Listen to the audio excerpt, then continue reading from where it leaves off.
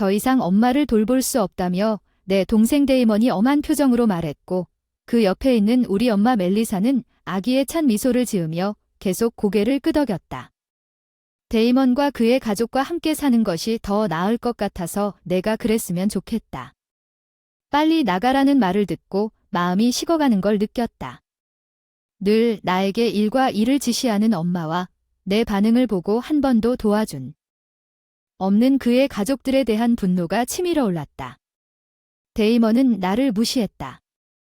불만저 표정은 어떡하지 자기 엄마도 제대로 챙기지 못하는 사람이 이렇게 높고 위대할 자격이 없지. 내 이름은 진아야 32살이고 메이저 IT 회사에 근무하고 있어. 집에서 엄마와 함께 살고 있어. 부모님 코디와 여자 이름 둘 다 60이 전은 항상 저에게 낚시를 취미로 가르쳐 주신 보수적인 아버지와 매우 친했습니다. 우리는 종종 주말에 낚시하러 갑니다. 반면에 어머니는 제가 집에서 휴식을 취할 계획이라면 자유분방한 성격을 갖고 계십니다. 주말이면 내 방에 갑자기 들이닥쳐 우리 여행 간다고 하고 준비 당장 내 의견도 고려하지 않고 변덕에 따라 나를 끌고 나한테는 형이 있다. 데이먼 3살 연상 우리 엄마 같은 데이먼이 그보다 먼저 행동한다. 내 신중한 본성과 충돌하는 것은 우리가 어렸을 때 끊임없이 싸웠기 때문에 데이먼과 싸울 때마다 우리 관계가 그다지 좋지 않았던 것 같아요. 어머니는 항상 데이먼을 편애하면서 개입할 것입니다. 왜냐하면 그녀는 항상 내가 틀렸다고 말하면서 데이먼을 더 좋아했고 강요당했기 때문입니다. 이제 우리는 어른이 되었기 때문에 그 싸움은 그쳤지만 5년 전 데이먼은 직장 동료인 나탈리아라는 여성과 결혼하기로 결정했을 때 어머니가 항상 데이먼을 편애했던 것 같았던 기억이 납니다. 나탈리아가 반대한 이후로 동거에 대한 논의가 그 이후로는 아버지와 어머니 저뿐이었습니다. 몇 년 전 아버지가 직장에서 트럭 사고로 돌아가셨습니다. 갑작스러운 상실로 인해 감정적으로 불안정해져서 걷잡을 수 없이 울고 회복하는데 오랜 시간이 걸렸습니다. 주부였던 어머니는 그 충격이 더 컸지만 사고 이후 집안일을 하지 않고 방에 틀어박혀 있었다가 어머니가 계단에서 넘어지면서 큰 부상을 입게 되었고 이번 사고로 어머니는 더욱 우울해졌습니다. 방을 나가지도 하지 않을 정도로 나는 상황이 견딜 수 없을 정도로 야위어갔다. 나는 아버지의 유산과 저축을 이용해 어머니가 더 쉽게 접근할 수 있는 무장의 집을 지었다. 순조롭게 진행되어 어머니를 돌보기에 적합한 기능적으로 접근 가능한 집이 만들어졌습니다. 어머니는 집에 대해 기뻐하는 것 같았고 점차 밝아지기 시작했습니다. 자유롭게 걸을 수 없었지만 그 이후로 방을 떠나 베란다에 앉아 휴식을 취하기 시작했습니다. 바쁜 집안일을 어머니를 돌보고 있었는데 어느 날 퇴근하고 집에 돌아오는데 데이먼과 나탈리아가 아이들과 함께 방문하는 걸 발견했어요. 그들의 웃음소리가 입구를 가득 채웠어요. 집에 왔어요. 너희들이 그런 줄 몰랐어. 집에 오신 것을 환영합니다. 데이먼은 한 번 진지한 표정으로 대화가 필요하다고 말했습니다. 저는 양복을 좀 더 편안한 옷으로 갈아입고 거실에서 데이먼과 나탈리아와 합류했습니다. 무슨 일이냐고 물었을 때 데이먼은 진아에게 유쾌하게 대답했습니다. 엄마와 함께 살기로 결정했기 때문에 결혼할 때 처음에는 함께 살기를 거부했음에도 불구하고 이 집을 떠나야 합니다. 데이먼과 나탈리아는 갑자기 마음을 바꿔 어머니와 함께 살겠다고 발표했고 그들의 무리한 이사 요청에 나는 어안이 벙벙했습니다. 이 집은 우리 모두가 살기에 충분하지 않습니다. 특히 주변에 아이들이 있기에 공간이 충분하지 않기 때문에 진아는 떠나야 합니다. 그리고 당신은 32살인데 부모님에게 더 이상 의지하지 않고 혼자 수 있는 좋은 나이입니다. 진아 어떻게 할 수 있겠습니까? 내가 어른이 되어 멜리사에게 부담이 되는 걸 보지 말라고 이제 부모에게 의존하는 것을 그만둬야 할 때라고 우리가 말하지 않아도 깨달았을 텐데. 나는 데이먼과 나탈리아에게 일방적으로 비난을 받았다. 나는 단지 의지한 것이 아니라고 주장하고 싶었다. 부모님은 그렇지만 솔직히 데이먼이랑 다른 사람들이랑 항상 같이 살고 싶었어요. 그는 우리의 소중한 큰 아들이고 항상 조심스럽고 모든 일이 느려서 보기에도 답답했고 모르고 있다는 것도 소름 끼쳤어요. 무슨 생각을 했는지 우리 엄마가 갑자기 데이먼이랑 다른 사람들과 같이 살고 싶은 마음과 진아 외에 나에 대한 생각을 밝혔어. 넌 항상 일하느라 바쁘고 집안일도 전혀 안 해. 너랑 사는 게 무의미해. 데이먼이니까 넌 이제 쓸모없어. 그리고 그들은 나와 함께 살기로 결정했습니다. 물건을 싸고 떠나십시오. 나를 가족의 일원으로 본 적이 없으며 단순히 집안일을 돕는 도우미로 생각했습니다. 나는 종종 일 때문에 늦게 집에 돌아와 제대로 일을 하지 못했습니다.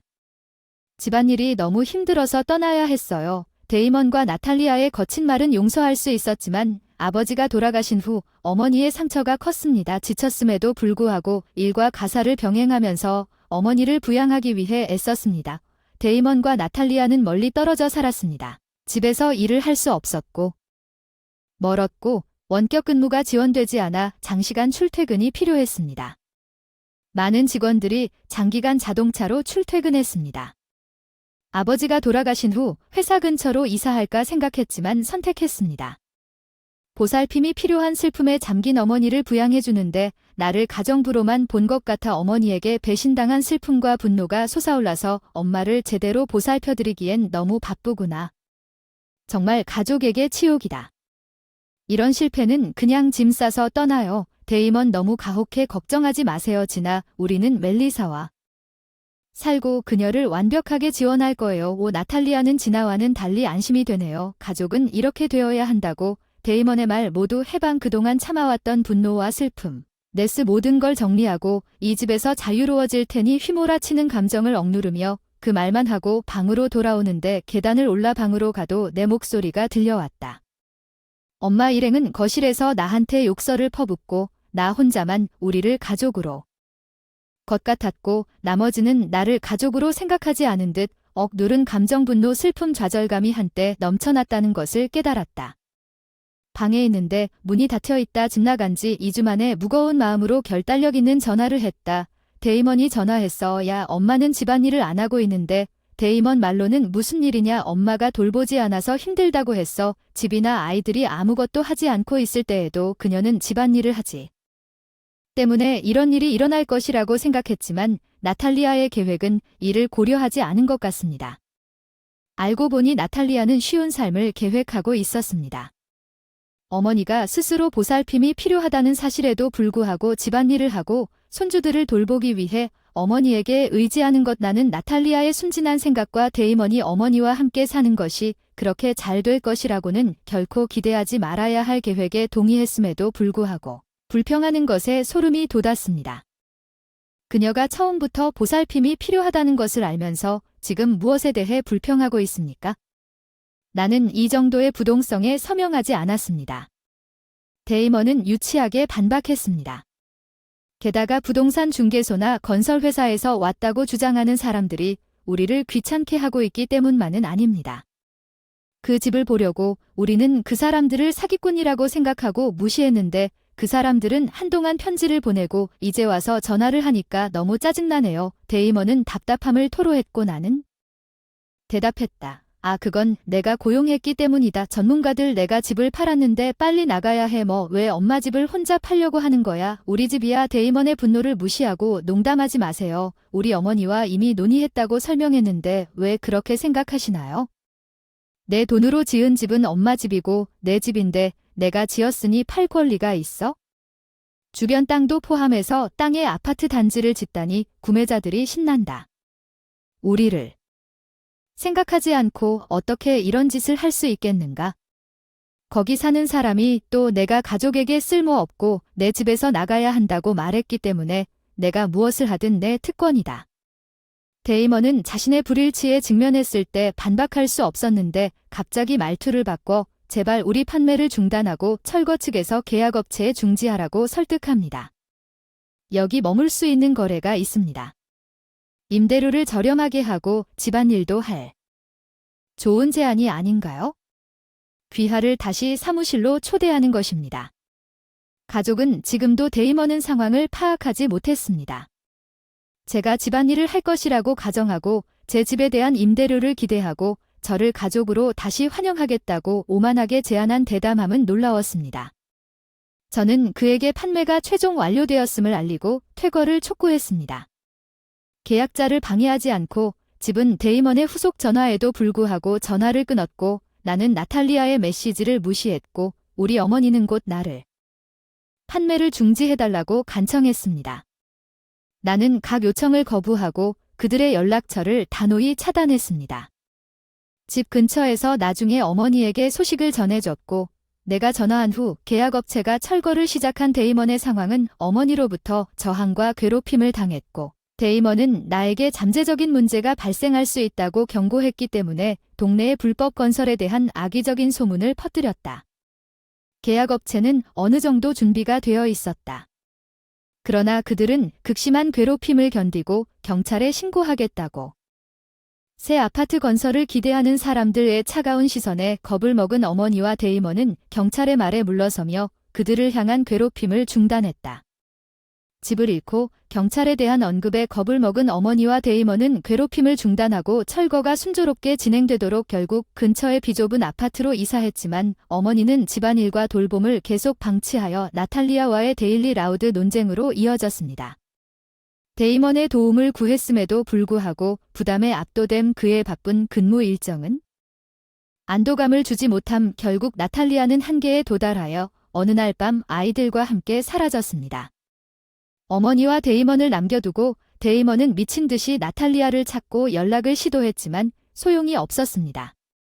남은 것은 작성한 이혼 서류뿐이었고 급하게 이사한 아파트는 속도 때문에 선택했고 제대로 살펴보지도 자세한 조건도 명시하지 않은 채 선택됐다.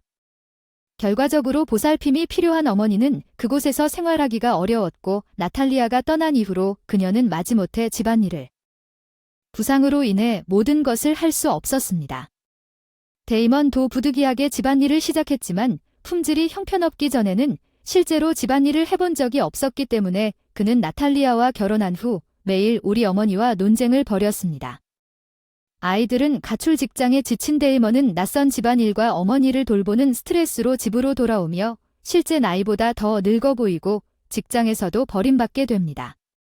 그의 성격은 원래 우리 어머니들처럼 활기차고 친구들과의 삶을 풍요롭게 만족스러운 사생활을 누리고 있는데 이런 생활 방식으로 인해 정신 상태가 악화되어 거친 행동이 눈에 띄게 되어 점차 친구를 잃고 직장에서도 천민이 되어가는 외로운 처지에 있는 것 같고 최근에는 어머니가 집에서 나를 부르곤 한다는 소문이 돌고 있다. 그런데 동네 동료의 말에 저는 지금 해외에 살고 있습니다.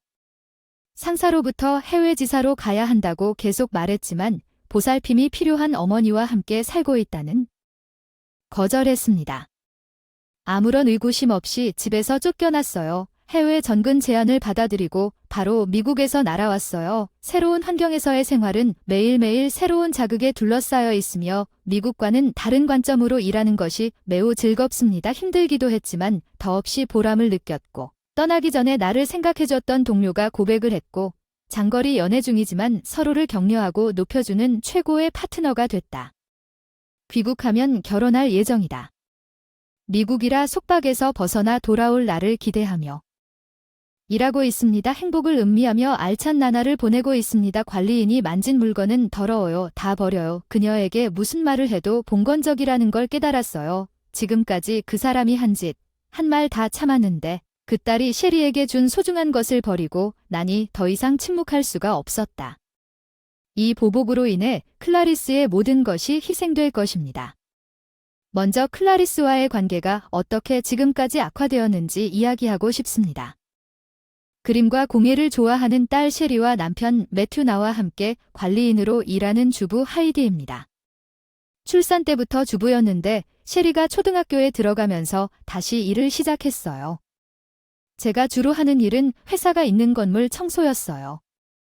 처음이라 모든 것을 배우기 어려웠는데 한 달이 지난 지금 드디어 일에 익숙해지고 보니 아이를 키우는 엄마들이 많아서 육아에 대해 상담도 할 수 있고 복지 혜택도 탄탄해요. 늘 청소하고 걸 좋아해서 일이 만족스러워요. 매튜는 제가 얼마나 열심히 일했는지 늘 이해해 주었어요. 집에서 아이 키우면서 매튜한테 일하고 싶다고 했을 때 정말 많이 도와줬어요. 일하고 싶다니 정말 좋아요. 이제부터 집에서 해주신 모든 일에 감사드립니다. 집안일도 육아도 더 열심히 할 테니까 가세요. 당신이 원하는 직업에 대해 매튜가 나에게 감사를 표했을 때 나는 약간 감동을 받았고 실제로 매튜가 집에 일찍 날에는 매튜가 집안일과 아이 돌보기에 정말로 힘을 쏟고 있다고 말해준 매튜에게 감사합니다. 그는 저녁을 요리하고 시간을 보낸다. 셰리와 함께 쉴 시간을 주네요. 이렇게 친절한 남편이 있어서 정말 감사해요. 제 인생은 완벽해 보이는데 한 가지 문제가 있어요. 클라리스는 우리 집 근처에 살고 있고 클라리스의 집은 도보거리에 있어요. 클라리스는 항상 내 집에 오면 항상 찾아옵니다. 매튜는 일하는데 먼저 안 하고 일정을 완전히 무시하고 올 때마다 커피와 간식을 달라고 해서 곤란하다. 오기 전에 전화라도 하라고 한 적 있는데 가족을 방문하려면 허락이 필요하다. 내 아들은 왜 그런 결혼을 했을까? 냉정한 여자 가까스로 화나게 만들었는데 클라리스는 혼자 화내도 괜찮다. 그녀는 속상할 때 나에 대한 소문을 퍼뜨리는 경향이 있어서 평화롭게 해결하고 싶다. 클라리스는 내 살림이나 육아를 별로 안 좋아하는 것 같다. 종종 불평을 한다. 하이디 셰리는 마른 것 같다. 영양가 있는 식사를 해주고 있는가? 당신은 요리를 잘 못해서 더 노력해야 한다. 하이디 당신 빨래를 잘못 걸고 있다. 몇 년 동안 주부로 일했는데 어떻게 이렇게 못할 수 있니?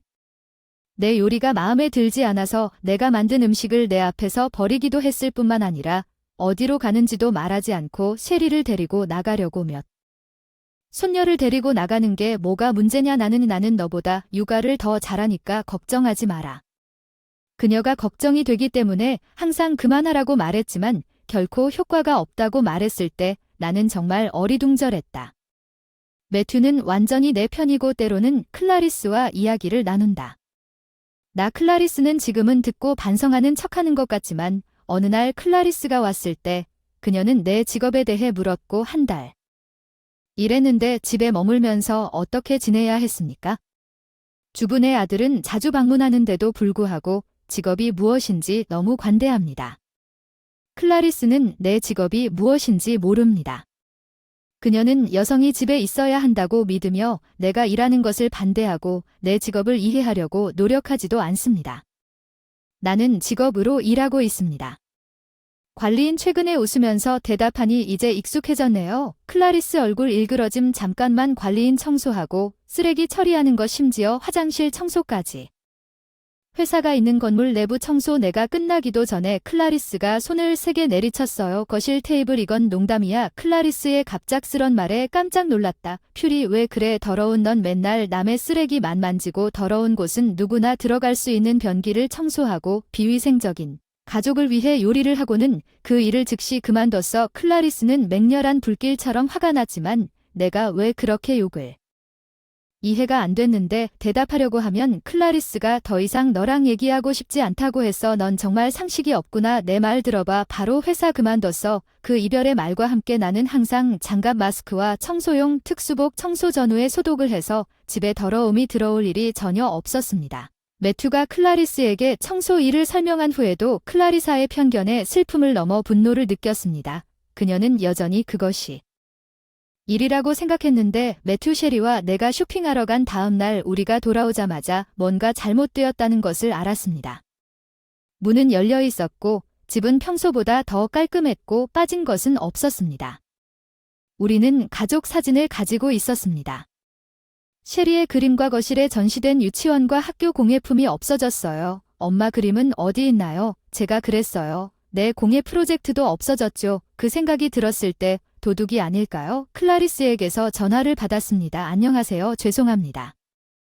다시 전화하세요. 심각한 일이 일어났어요. 돌아오셨나요? 집에서 당신이 만진 모든 것을 버렸어요. 나중에 제 귀를 믿을 수가 없었어요. 나중에 클라리스는 당신이 복사한 게 귀찮다는 것도 모르고 열쇠를 복사했다고 자랑스럽게 인정했습니다. 열쇠 그리고 무슨 소리야 사진 같은 것들을 버렸단 말야. 내가 떨리는 목소리로 말할 때 셔의 그림과 공예품. 클라리스가 전화로 웃었다. 관리인이 만진 것은 모두 더럽다는 말을 듣고 클라리스에게서 말도 할 수 없다는 걸 깨달았어. 그 사람에게 더 이상 나는 지금까지 그 사람이 한 말 모든 것을 참아왔지만 이제 그 사람이 셔가 준 소중한 것을 버렸으니 더 이상 침묵할 수가 없었다. 더 이상 그 사람이 원하는 대로 하게 두지 않을 것이다.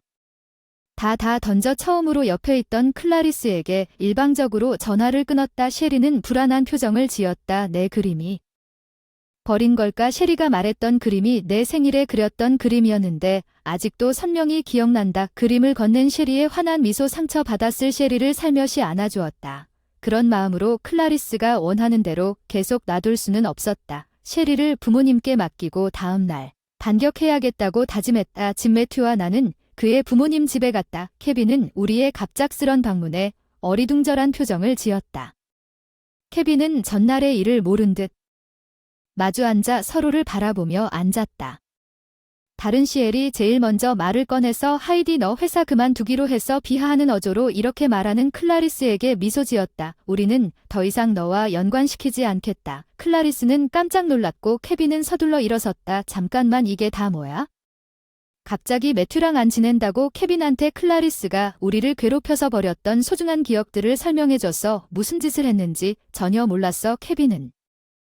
클라리스는 급히 변명하려 했지만 오해하지 마. 하이디는 설명을 잘 못해요. 하이디는 집안일도 잘 못하고 상식도 부족해요. 매튜가 당황스러워할까봐 가르쳐주려고 한 것뿐이에요. 제가 말하려는 순간에 그 사람이 그런 거짓말을 하는 것에 놀랐어요. 매튜가 나를 말리고 엄한 표정으로 클라리스에게 말을 걸기 시작했다. 엄마 손에 닿는 건 다 버리라고 해서 이런 일이 생겼다. 클라리스가 나를 날카롭게 노려보았다. 너 정말 끔찍한.